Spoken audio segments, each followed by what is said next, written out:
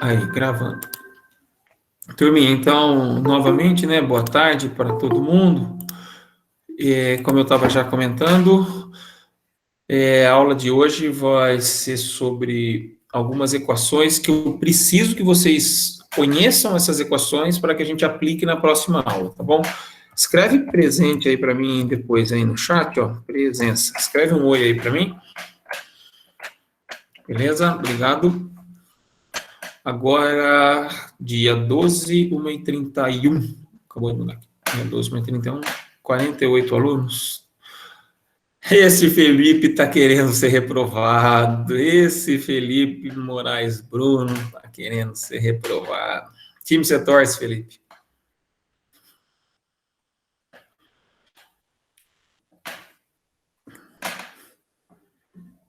Puta, cara. Então não vai ser reprovado. Vamos fazer as mesmas lamúrias. Nossa, esse Corinthians, hein, Felipe? Esse ano vai brigar. Se brigar pro meio da tabela já tá bom, né? Tô triste também, Felipe. Também não vai ser. Aí, Jaime. Boa, Jaime. Vamos aumentar nosso coro aí, Jaime. Muro das Lamentações. Nossa, joguinho ruim, pelo amor de Deus. Aquele cara lá, como que o falso 9 lá, como que ele chama? Até esqueço o nome dele, veio do Grêmio lá. Puta Zé Ruela. Só sabe tocar pra trás, tá louco. Gostei de ver o Ronaldo hoje no programa da Renata Fã lá, brincando como que ele joga. Dei risada. Vamos lá, vamos falar de coisa mais interessante que o Corinthians. Corinthians, o Robson é super bom. Ótimo, fez um gol. Ora, vai, esquece esse assunto, senão eu vou dar uma prova surpresa hoje. Ô, turminha, ó, falando sério, perguntas. Alguma dúvida das aulas anteriores, né? Como eu costumo perguntar sempre, né? Alguém tem alguma dúvida? Alguém quer fazer algum comentário? Com licença, professor, eu tenho uma. Diga, Matheus. Mas é da tarefa passada, sabe? Sobre refração e reflexão e tal. Sem problema, vamos lá. São três partes. Tipo, eu vou da menos importante para mais importante. A menos importante é, no cálculo do coeficiente de transmissão, a gente sempre soma um ao coeficiente de reflexão, né? Tipo, isso é para qualquer caso, independente de reflexão ser maior ou menor que 1, certo? Alguém entende isso? A princípio, não. A princípio, Não, não é todos os casos que você pode usar ele, não. putz. É Mas que... no que eu estou dando para vocês, no contexto que eu apresentei para vocês, sim. Ah, Mas, sim. mas na prática, não. Tem Entendo. alguns meios que não pode ser aplicado aquele conceito, mas no nosso caso, sim. Entendo. É que eu estranhei, tipo, no material, tipo, eu fui com base no material, né? Mas é que eu pensei o seguinte, tipo, se o coeficiente de reflexão for negativo e menor do que 1, quando você somar um ele, o coeficiente de transmissão vai ser basicamente o complemento de um dele, né? Então, somar os dois vai dar 1. E para mim isso é uma coisa que faz sentido, porque é como se a energia estivesse sendo distribuída. Então, Tá, mas a energia, você tem que pensar no módulo dele ao quadrado. Cuidado. Entendo, então tem a ver com isso. A energia, né? Eu acho que eu não me lembro, eu tô sem aqui, eu preciso abrir depois aqui o conteúdo, mas como que você calcula a energia, basicamente? É o módulo da amplitude do campo ao quadrado. Módulo da amplitude do campo ao quadrado. Sim, sim, sim. Certo? Isso que você pensa como, quer dizer, é o vetor de point, né? Você vê o vetor de point em E vetorial H, mais você pode pensar como sendo o módulo do campo elétrico ao quadrado, né? É a Entendo. potência. E daí, o coeficiente de transmissão, você fez 1 menos o coeficiente de reflexão, é isso, né? Não, eu somei 1 no caso. Tipo, É, foi coeficiente de reflexão mais 1 é igual ao coeficiente de transmissão. tá mesmo, tá. 1 menos Sim, 1. sim. Beleza. Então, foi isso. Mas não relaciona ele diretamente com a energia que você vai ficar meio confuso. Eu vou tentar mostrar isso para você depois, então. Obrigado. Daí, outra coisa Hum, é que na questão 5 dessa tarefa, tinha um meio com perda, sabe? Daí eu fiz isso daí eu resolvi essa questão com base no material do Justino, sabe? E tudo eu acho bem, que tá tudo excelente. certíssimo, né? É, Excelente, claro. e a última coisa é que nessa mesma questão também era um campo elétrico de polarização circular, então ele tinha parte normal e parte paralela, pelo que eu entendi. Daí, por ser circular, tem lá a forma Isso, dele ó, então específica. vamos lá, por partes. Apesar de ele ter perdas, O que significa isso? Você vai trabalhar com ele complexo. Então, você vai ter muita coisa complexa. O seu índice de refração vai ser complexo, a impedância intrínseca vai ser complexa, você vai trabalhar com números complexos. Sim, sim, sim. Certo? Então, não precisa ter receio que deu complexo, tudo bem. Ok. Aí, por ela ser polarização circular, o que acontece? A direção de propagação está num plano, Sim. certo? O vetor EH é ortogonal à direção de propagação. Então, o vetor E está no plano e o H vai estar no plano normal, a Sim, essa sim. interface. Então, você vai ter que fazer os cálculos separados. Você vai ter que usar as equações para o campo elétrico perpendicular, né? E a equação para o campo elétrico, no caso, eu fiz para o campo elétrico normal, né? Perfeito, então. Você faz os dois e depois soma tudo. Então, ok. Foi isso mesmo que eu acabei fazendo. Então, obrigado. Só isso, professor. Obrigado. Viu? Tranquilo, Matheus. Ô, Matheus, esse é aquele que vai compor a nota da P2, é isso? Sim, senhor. Você já entregou? Eu vou entregar agora, professor. Teve um aluno que entregou, eu já olhei, eu não esqueci de ver o nome dele, mas teve um aluno que já entregou, tá bem legal. Deu até comentar depois. E com relação às provas, né, pessoal? Faltam apenas 5 provas para corrigir. Faltam 5 provas para corrigir, o resto eu já entreguei, tá lá no SIG, eu comentei as questões todas. Quem tiver alguma dúvida depois, eu entregando esses 5, ou se quiser ficar depois da aula hoje, que a aula de hoje é um pouco mais curta, se quiser ficar depois, a gente discute a prova, eu mostro para vocês, tal, sem problema algum. Eu marco um dia de reposição, se vocês quiserem, para fazer a análise da prova. Mas eu tentei, pelo menos, comentar. Letra A, errou isso. Letra B, tá certo. Letra C. E foi isso. Alguém tem alguma questão da prova ou não? E os 5 que faltam, eu prometo que hoje eu entrego. Tá bom? Já prometi tantas vezes, né? Nossa, tá parecendo político. Vamos lá, moçada. Podemos seguir? Então, eu vou compartilhar aqui e eu peço desculpa que eu realmente... Deixa eu inverter a ordem aqui. Essa janela vem para cá e essa vem para cá. Desculpa mesmo, pessoal. Eu achei que tivesse mandado esse documento para vocês hoje. Daí agora eu tô vendo aqui e falei, caramba, não mandei. Então, acabando a aula aqui, eu já faço isso também. Já mando o documento para vocês. Então, eu peço desculpa pela aula de hoje, né? Que a aula de hoje, ela é muito baseada em formuletas que eu tenho que apresentar para a gente entender a próxima aula. Então, de antemão, eu já peço desculpa para vocês por isso. Então, nós estamos vendo o caso de ondas guiadas, então nós vimos um modelamento matemático, já vi uma historinha de como funciona o gerador, a linha de transmissão e o elemento que vai irradiar aquela onda, né? A carga, né? E eu falei na aula passada todo aquele questionamento, falei, não esqueça da gente contar o x0, né? A partir da carga, lembra disso? Aí fizemos análise de tensão, corrente, beleza. Agora, na aula de hoje, eu vou ver alguns estudos, porque depois, o que eu quero na aula de quarta-feira, moçada? Na aula de quarta-feira, nós vamos estudar a distribuição de tensão em um ponto qualquer da linha.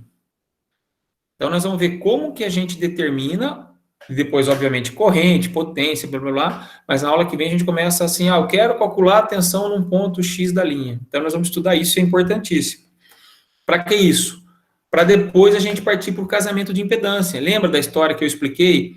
Se a carga estiver casada com a linha, significa que eles estão... que está ocorrendo o casamento. Se está ocorrendo o casamento, não tem a onda refletida. Se não tem onda refletida, significa que toda a carga está sendo... que toda a potência está sendo absorvida pela carga. Vocês lembram disso, pessoal? Mais ou menos do que eu estou falando, ou estou falando grego? Estou falando grego, né? Obrigado, Caio. Joia. Então, vamos lá. Vamos fazer hoje o estudo do fator de propagação.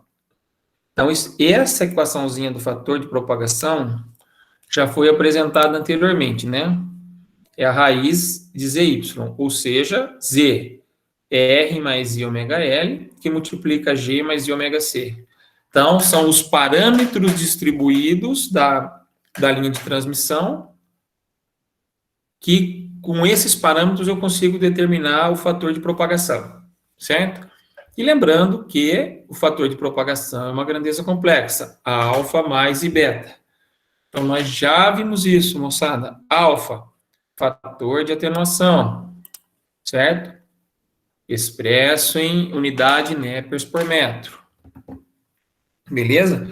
Que isso vai dar o decaimento, né, da onda ao longo da propagação. Então, é o fator de atenuação. O quanto a onda atenua quando ela se propaga na linha. E beta está relacionado com a fase, né? Então, ela modifica, né, a fase total da onda conforme ela se propaga. Então, é o fator de fase, beta. Beleza? Então, lembra, ó, alfa é a parte real de gama e beta é a parte imaginária de gama. Nada demais, nada de novidade. R e ômega L vocês sabem, G e ômega C vocês têm que saber, então beleza. Vamos fazer aquela história dos casos especiais. Casos especiais, mesma historinha. Vamos considerar um caso ideal. Só que agora, moçada, atenção, ó, presta atenção, o caso ideal agora mudou um pouquinho. Agora, antigamente, o que era o caso ideal? Era o meio de elétrico ideal, né? Agora não. Eu estava preocupado naquela... No caso lá era do campo elétrico e magnético. Agora eu estou preocupado com...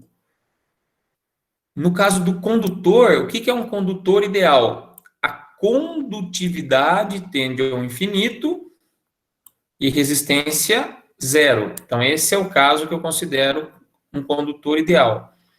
E quando eu considero um dielétrico ideal, um dielétrico perfeito, a resistência tende ao infinito e a condutância zero, não é isso? Beleza? Então, cuidado principalmente com esse R aqui, ó, que tem o R do dielétrico e o R do condutor, tá bom? Cuidado. Então, vamos, a equaçãozinha está aqui em cima. Deixa eu ver se eu diminuo aqui, consigo pôr na mesma janela. Consigo, olha lá. Então, vamos calcular o gama, vamos calcular o fator de propagação para o caso ideal. Simples assim, substitui. O R está ali, zero, do condutor, o R zero, e ômega L e ômega L. O G é do dielétrico, vocês lembram? É o elemento transversal, lá naquela análise inicial que nós fizemos, G era aquele elemento transversal do dielétrico. Então, G é zero. Beleza? Então, ficou I ômega L vezes ômega C. E ômega eu tiro da raiz, ficou a raiz de LC. Opa! Então, vocês viram que gama é um meio totalmente imaginário. Alfa mais e beta. Alfa mais e beta. Significa que alfa é nulo. Não tem a parte real, ó. Alfa é nulo. É um meio sem perdas. Ah, professor, faz sentido, né?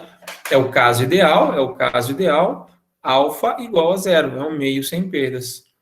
E beta é ômega raiz de LC, ou seja, varia linearmente em função da indutância e da condutância, varia linearmente com a frequência. Tá claro isso, moçada? Então, o primeiro caso, caso ideal, fator de propagação, alfa é zero, beta, ômega raiz de LC. Guarde essa informação que ela vai ser importante na letra C aqui, ó. Agora, no caso da linha com baixas perdas, como que eu caracterizo uma linha com baixas perdas? O R muito menor que ômega L e o G muito menor que ômega C. Então, faço aquela distribuição, lembra? Coloco um deles em evidência, ajeito essa continha aqui, uso aquela regrinha da raiz de 1 mais x é aproximadamente 1 mais x sobre 2, se x muito menor que 1, uso essa aproximação, faço umas continhas e chego que a alfa... Eu não vou ficar detalhando essa continha, que é manipulação algébrica, moçada. Manipulação algébrica total, super fácil, vocês conseguem fazer essas continhas rapidamente, né? E vocês chegam a essa equação, deixa eu aumentar agora a tela aqui, né? Então, vocês chegam a essa equação onde alfa é R sobre 2, raiz de C sobre L, mais G sobre 2, raiz de L sobre C. Então, esse aqui é o oficial. E beta é ômega raiz de LC, 1 menos RG sobre 4, ômega ao quadrado, LC. Beleza. Ah, professor, mas na prática a gente considera o G muito, muito pequeno, quase insignificante. Beleza. Então, alfa é R sobre 2 raiz de C sobre L, e beta é 1 raiz de C. Atenção, deixa eu me lembrar um negócio aqui. Eu não lembro se foi na prova par ou na prova ímpar. Eu não lembro se foi na prova par ou na prova ímpar. Eu dei um exercício que tinha um alfa lá pequeno. Era um meio com perdas. O meio 2 era um meio com perdas. E a hora que vocês abriam um campo elétrico e campo magnético, a parcela real ficava, eu não me lembro se era 10 a menos 2, e a parcela imaginária ficava lá 10 a menos 8. Vocês lembram? Alguém lembra desse exercício, moçada? Eu acho que era o terceiro exercício do presente. Prova ímpar, eu acho. Olha aí, Aline. Eu acho que era o terceiro exercício da prova ímpar. A parcela real ficava muito maior do que a parcela imaginária. O que vocês deveriam ou poderiam ter feito, obviamente? Como a parcela era muito menor, vocês fizessem aquela análise de material para saber sigma sobre omega epsilon, ia dar que o material era um bom condutor. Ou era um bom isolante. Então, ia dar um material daquele tipo. Você poderia cancelar, né? E o material ia dar um dielétrico. E o material ia dar um dielétrico. E vocês poderiam cancelar aquela parte imaginária. Então, muita gente, né? Alguns alunos já escreveram lá, ó, professor, como a alfa é muito pequena, então a gente está assumindo que ela é zero. E seguiu. E facilitou a conta, assim, ó, mas facilitou a conta de vocês, vocês não fazem ideia. O Aline, eu não estou com a prova aberta aqui, mas eu acho que o time de vocês fez isso, se eu não me engano. Eu acho que o time de vocês fez essa aproximação, né? Ah, é a questão 1. Você está com ela fácil aí? Você lembra disso? Se você puder só lembrar, ela ficava, não é isso? Dava um alfa muito baixo e vocês sumiam com a parte, né? Beleza. Só isso. Às vezes, por que eu estou falando isso? Porque às vezes eu falo coisa aqui na sala de aula, né? E vocês falam, mas isso não é relevante. Mas se vocês prestarem atenção nos exercícios, ou quando for resolver um problema de engenharia real, vocês têm que analisar, tem que ter essa sensibilidade. Pô, tá, sei lá, centenas, ordem de grandeza, centenas. O outro ordem de grandeza é 10 a menos 15. Eu preciso levar em conta essas muitas casas após a vírgula? Será que é necessário? É só isso que eu queria chamar a atenção, tá? Quando eu faço essas aproximações aqui, então vocês podem usar, faz sentido. Faz a continha com um, depois fica, professor, estou na dúvida. Faz a continha com os dois. Fala, ó, realmente vai mudar a quinta casa decimal. Você acha que meu equipamento tem uma precisão para fazer isso? Tá bom? Só isso. Então, ó, voltando ao nosso caso aqui, eu estou estudando o fator de propagação, o caso ideal é tranquilo. Linha com baixas perdas, eu posso considerar o alfa como sendo R sobre 2 raiz de C sobre L, e o beta ômega raiz de LC, que é igual o beta daqui do caso perfeito. Tá bom? Aí, agora, atenção, pessoal, presta atenção. Apareceu uma nova entidade aqui para a gente, que é uma linha sem distorção. O que é uma linha sem distorção? Cuidado. O item A é uma linha, onde eu estou falando que é uma linha ideal, um caso ideal. Agora, é um caso sem distorção. Então, o que é necessário para você ter uma linha sem distorção? Que alfa, né, o fator de atenuação seja independente da frequência, e que beta varie linearmente com a frequência. Então, como que eu faço isso? Então, eu vou fazer alfa igual uma constante qualquer. Então, alfa é constante, ó, alfa é constante, independe da frequência. Agora, beta vai ser uma constante que multiplica linearmente a frequência. Certo? Então, beta varia linearmente com a frequência e alfa constante. Beleza. Iguala essas duas equações, eleva ambas ao quadrado, separa a parte real da parte imaginária, você vai chegar nessa expressão 1 e 2 aqui. Manipulação algébrica, tá, moçada? se eu não errei nenhuma continha, você consegue fazer duas equações, algumas incógnitas aqui, né, do alfa e beta, duas equações, duas incógnitas, então a gente consegue relacionar facilmente e chegar na expressão onde alfa é raiz de RG, ou seja, constante, certo? E beta é ômega raiz de LC, ou seja, uma constante que multiplica ômega, varia linearmente com a frequência. Então, como que você calcula gama? Gama é igual a raiz de RG mais I ômega LC. Agora, eu pergunto para vocês, uma linha sem distorção é uma linha ideal? E faço a outra pergunta, uma linha ideal é uma linha sem distorção? Quem me responde aí? Vamos lá. Então, a primeira pergunta. Uma linha sem distorção é uma linha ideal? Essa é a pergunta 01. Sim ou não? O que é uma linha sem distorção? É uma linha onde alfa é constante e beta varia linearmente com a frequência. Essa é uma linha sem distorção. Uma linha sem distorção é uma linha ideal, moçada? Quem me ajuda? Vamos lá. Não, não, não, não. Alguém mais? Então, para a Ana e para o Tiago, uma linha sem distorção não é uma linha ideal. E uma linha ideal é uma linha sem distorção? Eu inverti a pergunta agora, presta atenção.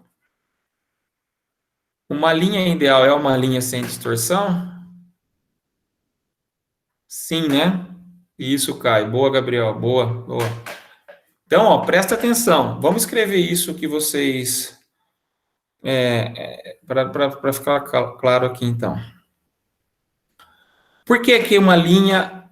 Então, observação 1. Observação 1. Uma linha ideal é uma linha sem distorção. Tá correto isso, né? Observação 2.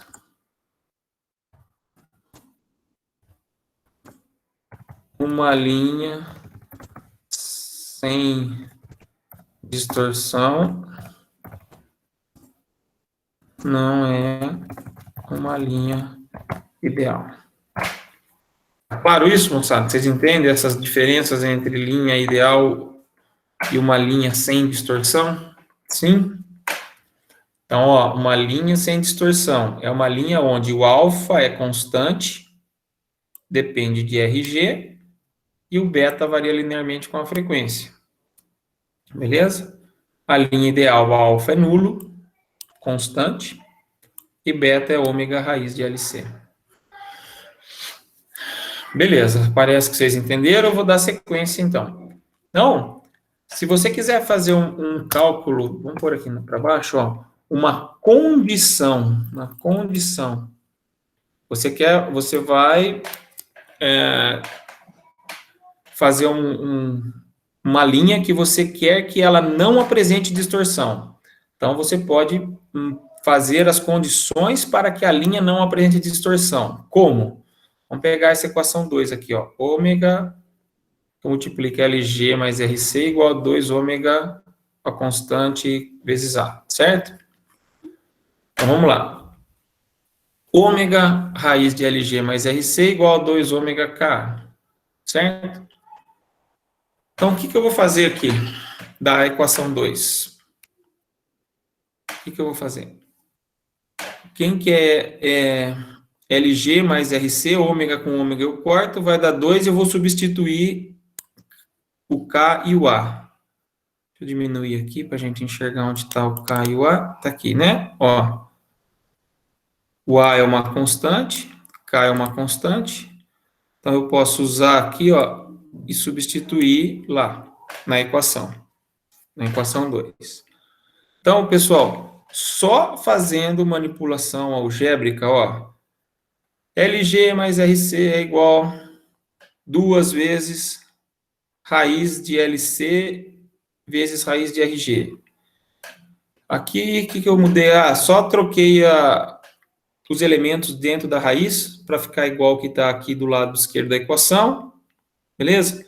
Joguei a equação toda para o lado esquerdo, fiz a raiz e elevei ao quadrado, ou seja, não mudei nada, né? Fiz a raiz e elevei ao quadrado, ficou igual. Por quê? Porque isso aqui se assemelha muito ao quê? Ao quadrado das diferenças. Então, o quadrado das diferenças, eu faço o quê? A raiz de LG igual a raiz de LC, tiro a raiz, ou seja, LG igual a RC. Portanto, apresentei a equação onde L sobre R é igual a G sobre C. Pronto, é isso que eu queria. Condição de Riverside. Depois vocês analisam com calma essa deduçãozinha aqui, é uma deduçãozinha muito simples, tá? Bem simples, uma dedução bem simples, tá aqui. Né? A dedução tá bem simples, ó. Alfa é igual a RG, alfa é igual a RG, então substituo K. Alfa é igual a RG. Beta é ômega LC, então substituo aqui no A. Substituo esses dois aqui. Faço essa manipulação, blá, blá, blá, blá. Então, ó, o que eu vou pedir para vocês calcularem, então, em algum momento do exercício ou da prova? Apresente a condição onde essa linha é uma linha sem distorção. Então, vocês têm que fazer essa continha e ver se bate. Se L sobre R igual a G sobre C, significa que a linha é uma linha sem distorção. Se você for fabricar uma linha, então você fabrica ela com os parâmetros onde L sobre R igual a G sobre C. Tá bom? Aqui está o exemplo. Uma linha de transmissão operando em 5 MHz, tem os parâmetros distribuídos igual R, L, C, G está aqui. Encontrar o fator de atenuação e o fator de fase, em seguida achar o fator de atenuação para a onda incidente e o deslocamento ao longo de 200 metros da linha. Só aplica essa condição aqui, faz as continhas, super simples e já era. Essa aqui. Beleza, moçada? Parte 1 da aula é isso, simples assim, fator de propagação. Para que serve o fator de propagação? Para a gente calcular o fator de fase e o fator de atenuação. Eles estão relacionados a quem? A gente vai relacionar ele com a velocidade de propagação da onda, com as perdas do sistema. Então, ele é importante nesse sentido. Beleza? Tá aqui, ó. Vamos lá. Alguma dúvida, moçada? Já falei meia hora aqui. Alguém tem alguma dúvida? Acho que não, né? Então, vou seguir. Vou seguir, ó, as relações de velocidade agora. Um outro item.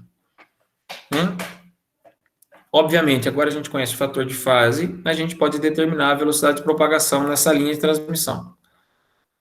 Ó, eu só vou apresentar as equações, moçada. Eu não preciso deduzir, a dedução dela é super fácil. Você já tem a sensibilidade, né, do que é a velocidade de fase. Você lembra que nós estudamos isso lá, bem detalhadinho no capítulo 1. Então, numa linha sem perdas, a gente calculou que beta é ômega raiz de LC. Velocidade de fase, para quem não lembra, eu coloquei aqui, ó, ômega sobre beta. Velocidade de fase é ômega sobre beta. Substituo.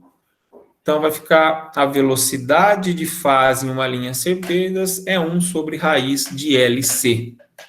Velocidade de fase é 1 sobre raiz de LC. Idem para a linha sem distorção. Idem para a linha sem distorção. Certo? E a linha com baixas perdas? Aí você substitui aquele beta um pouquinho mais complicado. Se você fizer aquela aproximação onde G é básica, é nulo, vai dar 1 sobre raiz de LC, que multiplica tudo que está dentro do parênteses. Considerando o G nulo, vai ficar 1 sobre raiz de LC. Tá certo? Então, essa é o cálculo da velocidade de fase. Ômega sobre beta. Ômega frequência, beta fator de propagação. Depende de quem? Das características intrínsecas do meio. Certo? No nosso caso, os parâmetros distribuídos. Beleza. Visto velocidade de fase, nós estudamos no outro conceito a velocidade de grupo. O que é a velocidade de grupo mesmo, professor? A velocidade de grupo, lembra? Eu não considerava mais uma frequência única isolada. A onda eletromagnética ela é composta por mais de uma frequência. Lembra? Eu fiz aquele desenho de uma gaussiana propagando. Então, a gaussiana tem uma frequência e uma frequência logo ao redor. Por exemplo, se você pensar em relação a cores, você pega o espectro visível, né? Desde o ultravioleta ao infravermelho. Então, você pega, quero fazer uma luz verde. Qual é a frequência dela? 433. Não é só essa frequência, nanômetros, né? Comprimento de onda, desculpa. Não é só comprimento de onda, 433 nanômetros. É 433 mais alguma coisa, 433 menos alguma coisa. É um espectro. Então, qual que é a velocidade desse grupo? Qual que é a velocidade desse grupo? Desse envelope que forma o espectro. Então, para a linha sem perdas e sem distorção, direto ao ponto, é 1 sobre raiz de LC. Para linhas com baixas perdas, você tem aquele fator lá embaixo que divide. Tá bom? Moçada, é a apresentação das formuletas. Existe um formulário que, inclusive, o professor Justino fez com muito capricho, que eu não sei se vocês têm, se vocês não tiverem, eu posso passar para vocês. Tem um formulário dele excelente, que ele coloca todas essas equações num diagraminha lá, muito bonitinho, eu posso passar esse formulário para vocês. Eu não preciso que vocês decorem isso, eu não preciso que vocês memorizem, né? Gostaria, mas não é o caso, né? Então, só presta atenção que vocês falam assim, velocidade de fase, 1 sobre raiz de LC. Velocidade de grupo é igual a velocidade de fase para a linha sem perda, sem distorção. Aqui depende do G. Só ter um pouquinho de sensibilidade, tá, moçada? Nada demais aí. E o comprimento de onda também já foi visto na outra aula. Comprimento de onda, lambda, né? É 2π sub beta. Então, aquela variação que pode causar da fase após ela se propagar por 2π radianos. Certo? Então, lambda, para quem não lembra, é a velocidade de fase sobre a frequência, ou 2π sub beta. Você escolhe a forma que você quiser calcular. Este é o comprimento de onda. Então, é a relação entre a velocidade de fase e a frequência. 2π sub beta, certo? Correto, moçada? Como que eu cheguei nisso? Lambda, 2π sub beta. 2π sub beta. Multiplicando em cima e embaixo por F. 2πf é ômega, certo? 2πf é ômega. Velocidade de fase é ômega sub beta, né? Velocidade de fase é ômega sub beta. Ficou F embaixo. Tá correto, né? Simples assim. Simples assim, professor. Ótimo. Aí, tempo. Até esse ponto aqui, tudo vocês já tinham visto. As relações de velocidade de fase, velocidade de grupo, movimento de onda. Agora vai entrar uma nova entidade. Atenção, então, moçada. Tá vendo? Nem tudo é tão simples assim. Em linha de transmissão, tem um fator que ele define a relação entre a velocidade de fase com a velocidade da luz no vácuo. Então, esse fator que estabelece a relação entre a velocidade de fase e a velocidade da luz no vácuo é chamado de fator de velocidade da onda. Então, essa entidade aqui, psi, né, é o fator de velocidade. E como que eu calculo ele? Obviamente, do jeito que eu estou falando. É a velocidade de fase dividido pela velocidade da luz no vácuo. Então, é assim que eu defino o fator de velocidade. É a primeira vez que aparece. Então, presta atenção, moçada. Presta atenção. É a primeira vez que aparece essa entidade aqui no nosso curso, então. E cuidado, ela é fundamental na análise de linha de transmissão. Ela é fundamental. Porque pensa comigo, moçada, faz um pensamento contrário. Faz um pensamento contrário. O fator de velocidade é igual a velocidade de fase dividido pela velocidade da luz no vácuo. Certo? Quem que é a velocidade de fase? Quem que é a velocidade de fase? Ômega sub beta. certo? Então, eu estou relacionando aqui o fator de propagação. Concorda comigo? Que é a velocidade de fase, nós calculamos aqui em cima, ó, ômega sobre beta. Velocidade de fase, ômega sobre beta. Quem que é o beta? Ah, alfa mais i beta, né, professor? Fator de propagação, alfa mais i beta. Então, é o fator de atenuação mais o fator de fase. Então, eu estou relacionando, ó, presta atenção, eu estou relacionando intrinsecamente o fator de propagação com a velocidade da luz no vácuo. Então, essa relação onde Vp sobre C0, eu também posso fazer com que substituo a velocidade de fase, né? Eu posso falar que ela é lambda f, tá aqui em cima, ó, velocidade de fase é lambda f, velocidade de fase é lambda f. Se eu falar que eu estou com comprimento de onda, né, do vácuo, então vai ser lambda zero, porque é o comprimento de onda no vácuo, lambda zero, índice zero, subíndice zero, é C zero sobre F. Então, substituo esse lambda zero, eu posso ter um lambda onde o lambda é o fator de fase vezes esse lambda zero. Então, a única atenção que eu peço, pessoal, atenção, ó, falei, peço que para vocês tomem cuidado com uma coisa, com esse novo termo aqui, que é o fator de velocidade, que é a relação entre a velocidade de fase e a velocidade da luz no vácuo. Tá bom? É a primeira vez que ele aparece. Certo? Então, ó, apresentei mais uma equaçãozinha, ó, tá em vermelho aqui, ó. Nossa, são várias equações hoje, várias. A última que eu quero discutir, a última equação que eu quero apresentar para vocês na aula de hoje, é a relação da impedância intrínseca com a velocidade de fase. Quem que é, agora, vamos partir de uma primeira pergunta. O que é relação, desculpa, impedância característica? O que é impedância característica? Antes da gente continuar, quem fala para mim o que é impedância característica? Z0. Quem me ajuda a mostrar? Por favor, a aula está muito chata hoje. Vocês têm que me ajudar a deixar ela menos... Quer dizer, ela não está tão interessante, né? O que é Z0? O que é essa impedância característica da linha? Onde que eu vejo ela? Qual que é uma informação importante que ela traz, essa impedância característica? Independe do comprimento da linha. Isso, Tiago. Obrigado, Tiago. Então, lembra, moçada, naquele esqueminha que nós fizemos, lembra? O gerador tem sua impedância própria do gerador, ZG. Certo? É uma coisa. Aí, lá no outro extremo, tinha a carga, que é o nosso extremo inicial. Eu chamei de ZL, lembra disso? Impedância de carga. Z0. Lembraram? Sim ou não?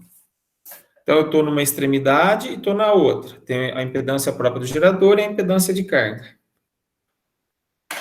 Aí, existe a impedância característica, que é a impedância própria daquela linha. Como que eu calculava ela? Não sei se vocês lembram. Como que eu calculava Z0? Raiz de R mais I ômega L sobre G mais I ômega C.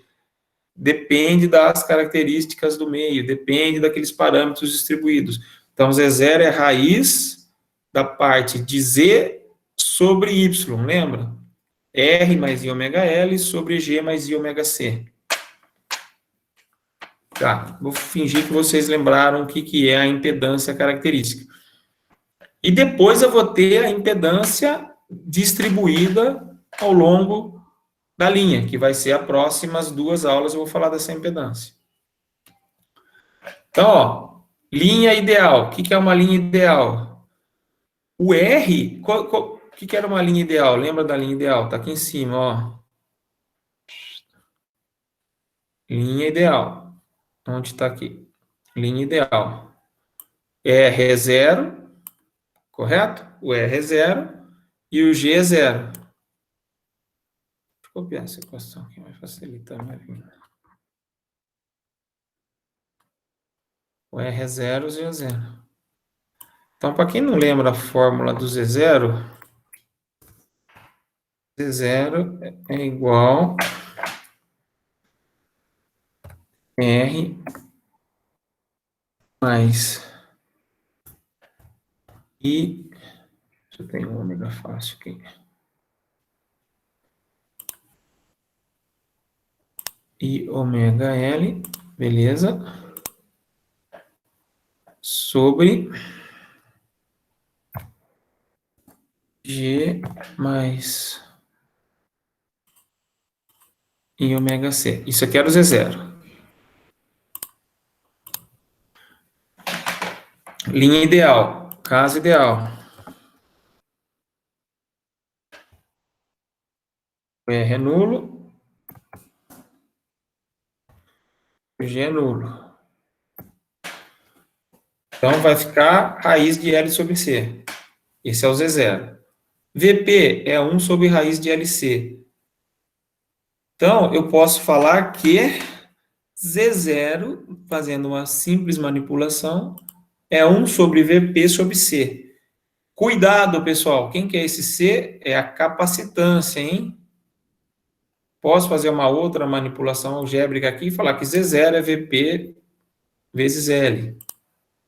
Tá bom? São formas de apresentar ou formas de você relacionar a impedância com a velocidade. Tá joia?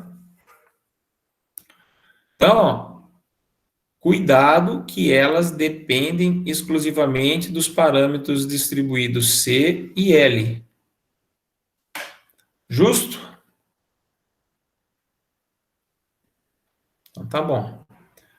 Se eu fizer VP igual a VG, que é a velocidade, né? 1 sobre raiz de mi epsilon, mi epsilon, né? Raiz da permeabilidade vezes a permissividade.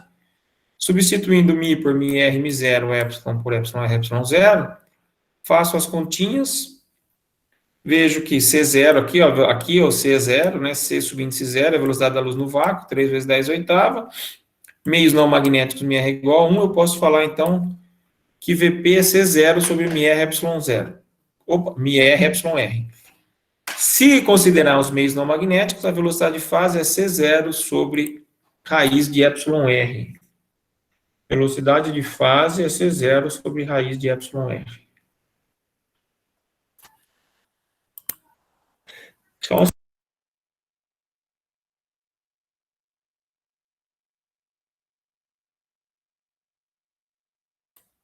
Desculpa aí, pessoal. Vamos lá. Só um segundinho aqui. Ó. Vamos lá.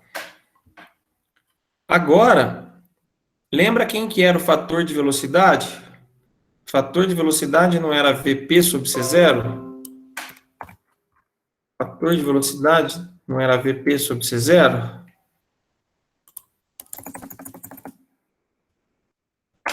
O fator de velocidade não era VP sobre C0? Opa, então eu consigo relacionar o fator de velocidade agora com essa nova equaçãozinha. Consegue. Como? Fator de velocidade, 1 sobre raiz de epsilon r. Fator de velocidade, 1 sobre raiz. Quem é esse epsilon, raiz de epsilon r? Qual é a outra definição para raiz de epsilon r? Quem lembra? Considerando o meio não magnético, onde μr é igual a 1. Né? O que é esse raiz de epsilon r? Qual outro parâmetro que eu defino sendo igual a raiz de epsilon r? Quem lembra, moçada? Vamos? Quem lembra?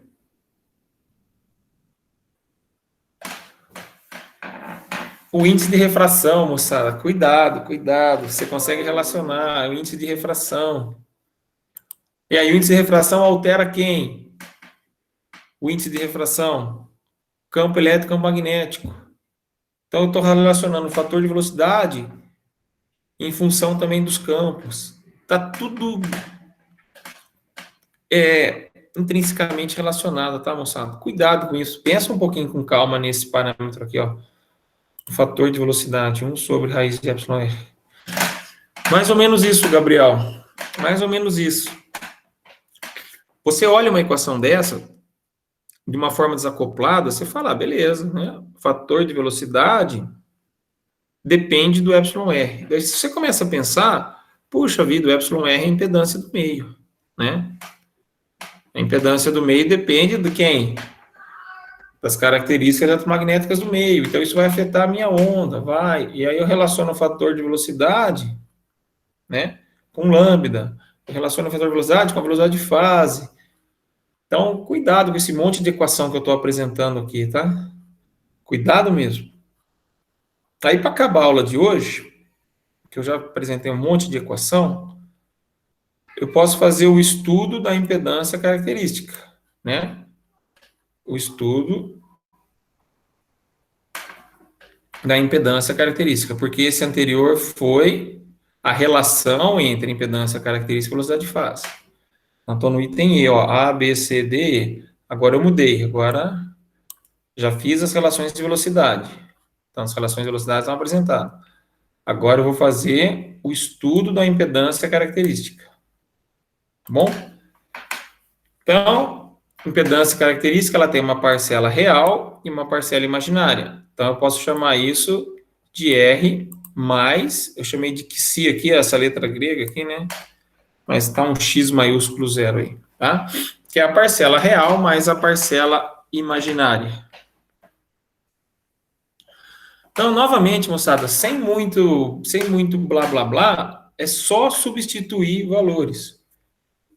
Como que eu calculo a impedância característica no meio ideal? Uai, se eu sei que R é zero e G é zero, I ômega quarta vai dar raiz de LC. Então, a impedância característica é uma grandeza real. 50 ohms. A impedância característica é uma grandeza real. Certo? Isso para quê? Para uma linha ideal, ou seja, uma linha sem perdas. Faz sentido, né? Se a linha ideal sem perdas, alfa é nulo. Alfa é nulo, a grandeza é real. Show de bola. Para uma linha com baixa perdas, é aquela aproximação, moçada. R muito menor que ômega L, G é muito menor que ômega C. Então, vai dar uma grandeza complexa. Posso fazer toda essa análise, né? E apresento a equação para vocês, ó. Onde R é aproximadamente raiz de LC, se você considerar o G nulo, né? Mas se não, está todo o parâmetro aqui. E a parcela imaginária ficaria como sendo raiz de LC, G sobre 2 ômega C menos R sobre 2 ômega.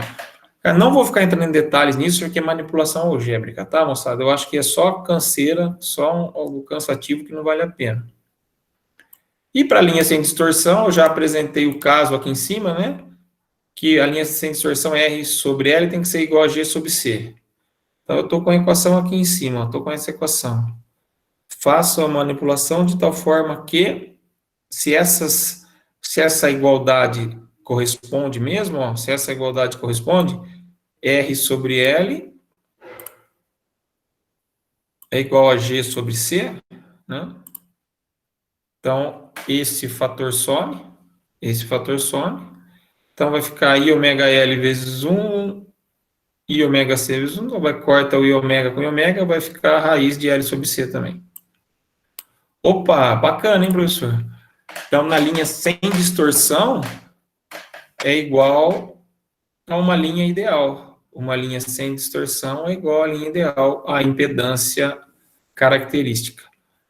Beleza, então tá, guarda isso, que a impedância característica é uma grandeza real e ela é igual para a linha sem distorção para a linha sem perdas. Raiz de LC. Beleza?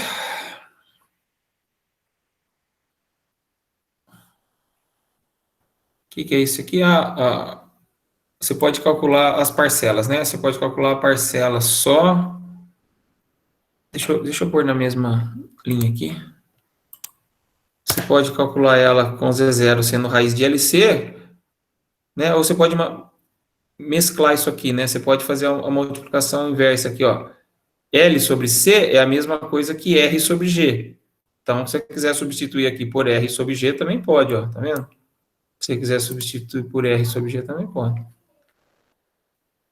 E a parcela imaginária está aqui, né? O x0 aqui, né? Tá aqui. Blá, blá, blá, blá. Moçada, sem muito blá, blá, blá, eu queria só apresentar para vocês agora, para finalizar, dois casos específicos. Como que eu calculo o Z0? Como que você calcula o Z0 numa linha bifilar, numa linha, num cabo coaxial? Como que você calcula o Z0? Impedância, né? Você precisa calcular essa impedância aqui, que é um fator complexo, né? Uma grandeza complexa, essa impedância característica, numa linha. Como que você faz isso? Então, se você tem aquela linha bifilar, que é aqueles dois fiozinhos de cobre separados por um dielétrico, então você tem as dimensões físicas dela, sei lá, o cobre tem diâmetro 2A, estão separados por uma separação qualquer S. Então, se você quiser fazer o cálculo da impedância, características em função dos parâmetros físicos dessa linha, então você vai pegar que ela é o eta sobre π, aí o logaritmo neperiano de, abre o parênteses aí, S sobre 2A mais raiz de S sobre 2A ao quadrado menos 1. Quem que é o eta? Raiz de μ sobre epsilon. Então, substitui os valores aqui, você pode calcular o Z0 dessa forma aqui. Então, essa, na linha bifilar, você pode projetar uma linha bifilar. Se você conhecer a separação e o diâmetro do seu cobre e a separação entre eles, você projeta a linha com a impedância que você quer. Ah, eu quero uma linha cuja impedância seja 50 ohms. Qual deve ser a dimensão do cobre em função da separação? Certo? Se eu conheço o meu dielétrico, eu conheço o dielétrico. Conhecendo o dielétrico, eu consigo projetar o Z0 que eu quero. Para a linha bifilar, mesma coisa. Supondo que o diâmetro interno do cobre é 2A e após o dielétrico aqui, a camada dielétrica é 2B, você projeta o cálculo da sua impedância dessa forma aqui. 60 sobre raiz de epsilon r, LNA, logaritmo neperiano de B sobre A. Aí eu vou dar um exercício para vocês, eu só preciso ver se eu acho ele aqui rapidinho. Vocês fazerem um cálculo para mim. Deixa eu só ver se eu acho aqui. Um minuto. Moçada, alguma dúvida? Eu falei, apresentei um monte de equação, eu falei para vocês que a aula de hoje ia ser cansativa. Eu ia apresentar um monte de equações. Por que eu preciso dessas equações? Para a próxima aula fazer a distribuição de tensão na linha. Então, é para isso que eu precisei de tudo isso aí. Para fazer o cálculo da distribuição de tensão na linha. Tá bom, moçada? Eu peço, sim, para vocês darem uma lida, dar uma lida no material que eu passei do professor Justino, ver se vocês têm alguma dúvida, certo? Que, infelizmente, a aula de hoje foi apresentação de formuletas mesmo, sem choro. Não tem jeito, eu não consigo dar essa aula de uma outra forma, tá? Faz só para a gente fechar, ó. Faz esse exemplo rápido aí para mim. Vamos ver se vocês calculam. Suponha uma linha que tenha o diâmetro 2A igual a 1 milímetro. Suponha que essa linha, você vai construir ela, tal, o diâmetro, né? 2A igual a 1 milímetro. E o meio dielétrico, né? O meio de separação, o meio dielétrico, seja o ar. Então, o meio dielétrico é o ar. Então, para quem não lembra, o ar, o epsilon relativo, epsilon relativo igual a 1. Eu quero que deseja-se, né? Deseja-se que a linha apresente uma impedância característica, ou seja, Z0, quero um Z0 igual a 1000 ohms. 1000 ohms.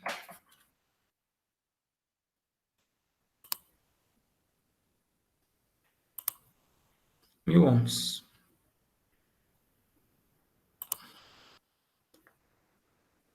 Cadê o ohms aqui? Cadê o ohms? Alguém achou o ohms aqui?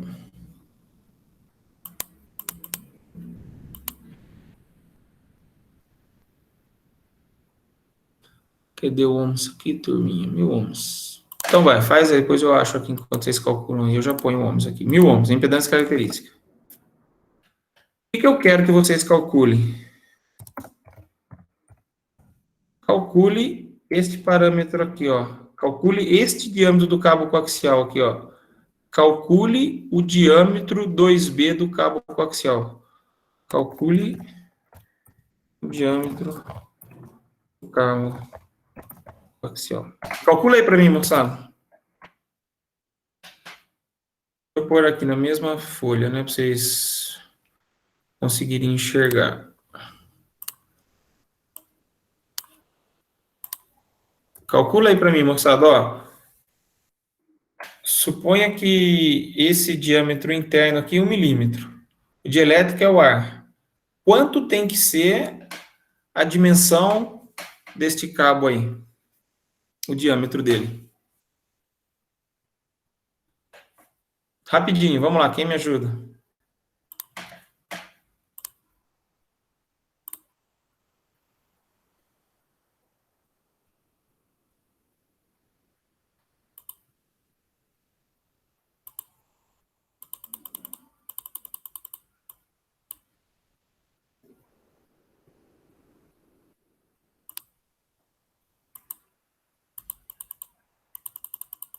Vai, moçada, ajuda aí pra gente acabar a aula. Alguém apresenta o resultado para mim e a gente já fecha a aula de hoje.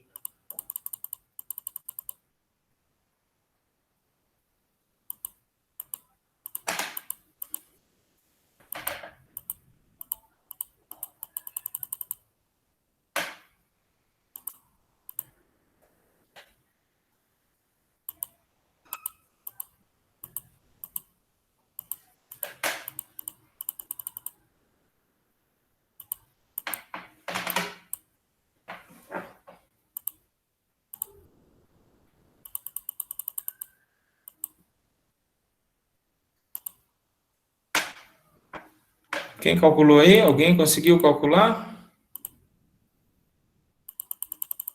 Ninguém está tentando? Alguém está tentando?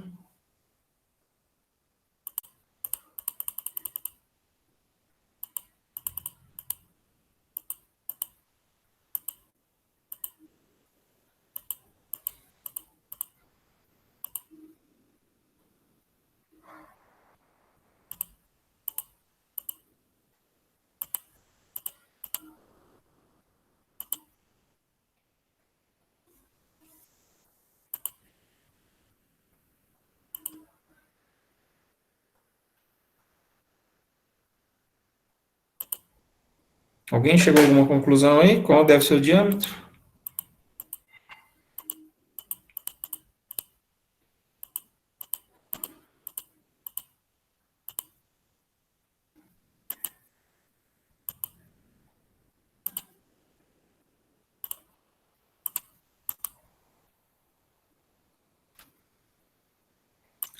Pessoal, faz a conta aí para mim.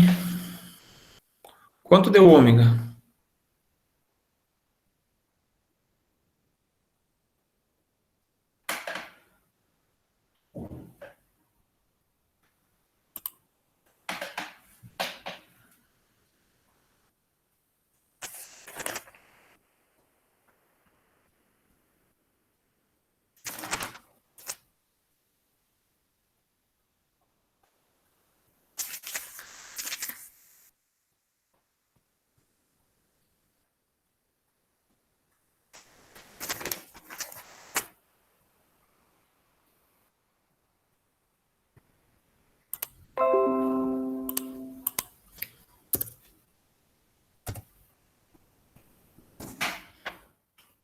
Vai, moçada, faz umas continhas rápidas aí para mim.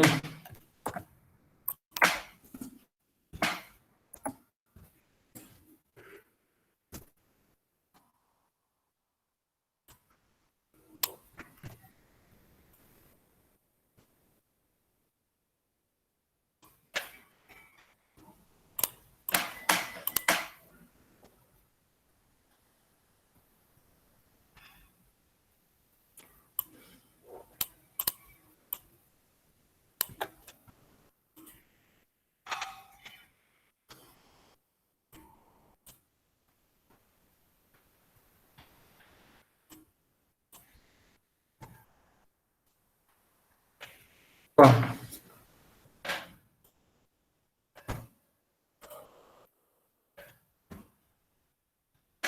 vou chamar um W qualquer aqui, né? W é uma letra ruim, mas tudo bem. W eu vou chamar. Ô, professor, Hum, eu tô tentando fazer aqui, mas a relação B sobre A minha tá ficando muito grande. Provavelmente eu tô fazendo alguma coisa errada. Mas eu tô tentando provavelmente fazer, não. pelo menos. Provavelmente não está errado, não.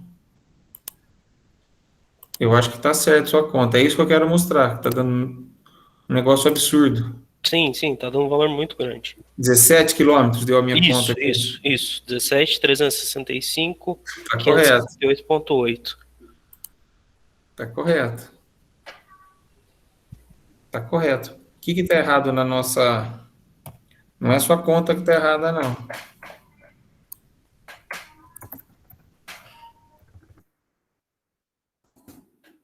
Ó, o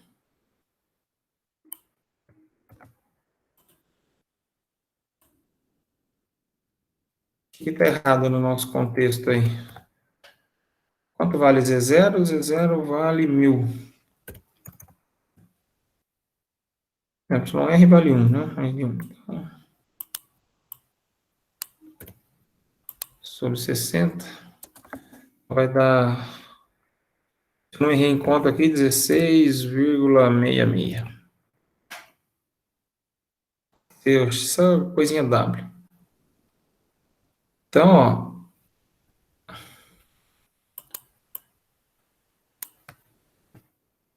Por que eu estou fazendo isso? Estou fazendo o quê? O ln de B sobre A, né? Ln de B sobre A tem que ser igual a esse 16 que eu calculei aí, 16,66. Vai chegar nessa conta absurda que você achou. Se você tirar, né?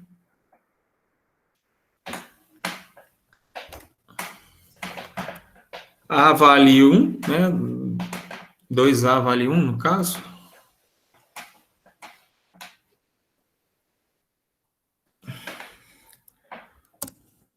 Então, você vai chegar num valor onde, se eu não errei em conta, 2B igual, aproximadamente, né? 17K metros.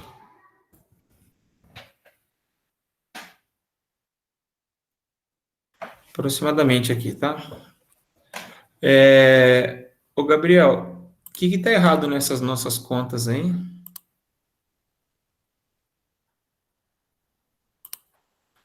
Por que deu esse absurdo aí?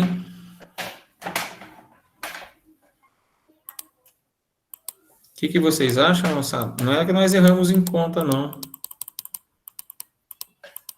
Acho aproximado aqui, facinho.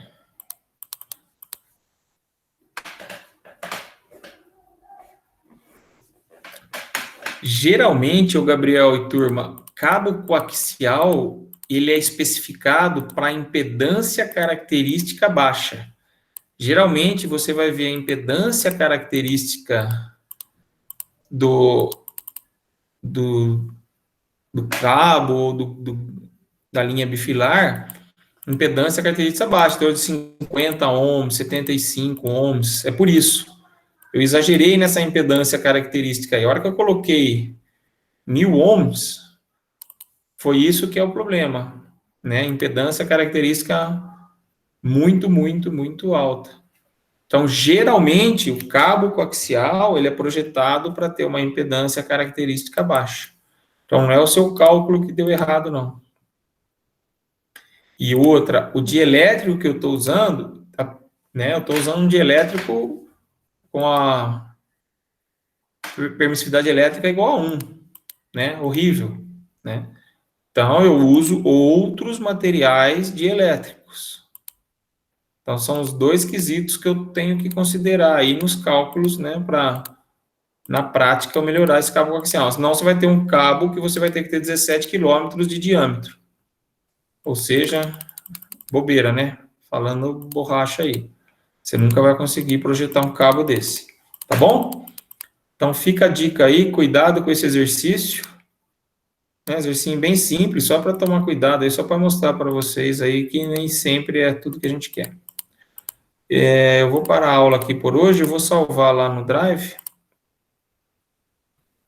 Então, Gabriel, teu meio é isso que eu estou falando, desculpa, eu não tinha visto o chat, desculpa. Tem isso também. Deixa eu voltar a tela aqui, eu vou parar a gravação, salvar aqui, e aí eu peço para vocês, então, na próxima aula não faltarem, que ela é muito, muito importante, tá bom? Quem não tiver pergunta, quem quiser, eu vou continuar aqui, senão a aula de hoje está concluída, tá, pessoal? Abraço, boa semana para todos aí.